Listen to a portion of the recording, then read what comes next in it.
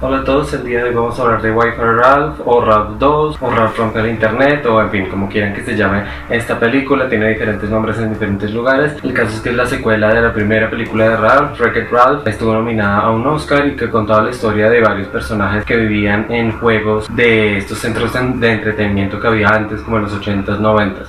Obviamente ya no es muy válido hoy en día, pero la película sigue recurriendo a ellos porque obviamente los personajes viven ahí y esta vez necesitan adentrarse al internet para poder salvar a la tienda de entretenimiento, al centro de entretenimiento, porque se ha roto un control y necesitan repararlo de una vez, porque si no todos esos personajes que viven en ese juego van a tener que pasar a otro y mejor dicho va a ser un problema de sobrepoblación, podríamos decir. En cuanto a los temas de la película, creo que hay un tema bastante importante y es como la toxicidad que puede haber en una relación entre dos personas, en este caso en una amistad. De hecho, creo que le subieron un poco lo fastidioso un poco y lo raro que puede ser Ralph en esta película, porque es bastante molesto. Es un personaje bastante obsesivo, quiere estar con su amiga todo el tiempo y, o sea, se entiende que es su primera amiga, es la primera persona que le tendió una mano, podríamos decir, pero creo que es bastante obvio que la directora, y bueno, de la directora de Disney Animation, de hecho, y creo que ya influenció un poco para que fuera el tema un poco de esta toxicidad masculina, pues predominantemente, que está como encima de esta niña. Lo raro es que sea una niña, la verdad, y es todo el tiempo como presionando y que no nos debemos separar, debemos estar juntos, debemos estar todo el tiempo, no sé qué. Cuando se separan es como un trauma para Ralph y Ralph hace en la película algo que no les voy a decir qué es, pero que es bastante grave nada más porque no tiene a su amiga al lado. En parte es bueno el tema porque creo que hay que discutirlo, creo que hay relaciones que son tóxicas y es necesario que los niños sobre todo aprendan a identificar las señales que les dicen como esta relación no es buena para ti, sal corriendo de acá, porque esas relaciones pueden acabar en cosas no muy buenas. Entonces creo que está bien que a los niños les enseñen eso, porque obviamente esta es una película más que todo dirigida hacia los niños. Sin embargo, hay que decir que hay algunas partes en las que tal vez es como muy adulto el asunto, porque ya se pone muy serio y ya es como demasiado pesado. Hay partes, por ejemplo, que van a la internet oscura o la deep web o dark web, como le quieran decir, y obviamente todos sabemos que hay mucho más ahí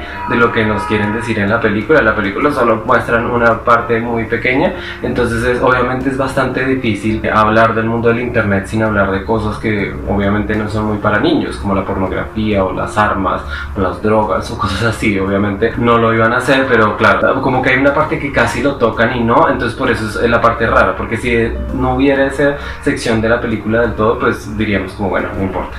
En cuanto a los personajes, la verdad siguen estando bien diseñados, la animación sigue siendo bastante buena, sigue siendo la voz bastante interesante. Creo que se llama Sarah Silverman, la que hace la voz de la princesa Vanellope von Schweetz, y lo hace muy bien. Y Wreck-It Ralph, John C. Reilly, si no estoy mal, y lo sigue haciendo muy bien de nuevo. Taraji P. Henson hace la voz de un nuevo personaje que se llama Yes, y es bastante interesante, sobre todo su vestuario, la creación de los personajes está bien, cómo están representados los personajes que somos nosotros, los internautas, podríamos decir, está bastante bien hecho. Obviamente todo lo que tiene que ver con Disney es sorprendente, podríamos decir, porque están las princesas, hay una escena un poco con los personajes de Star Wars, hay algo un poquito de Marvel, un poquito de todas las cosas, y podemos decir como yo he visto esa película, ese personaje, entonces por eso también es entretenido. Algunas otras cosas como la de Gal Gadot, Gal Gadot es un poco plana, la verdad, es una actriz que yo creo que lo está teniendo muy difícil porque todo lo que hace parece ser exactamente igual, incluso aquí en animación.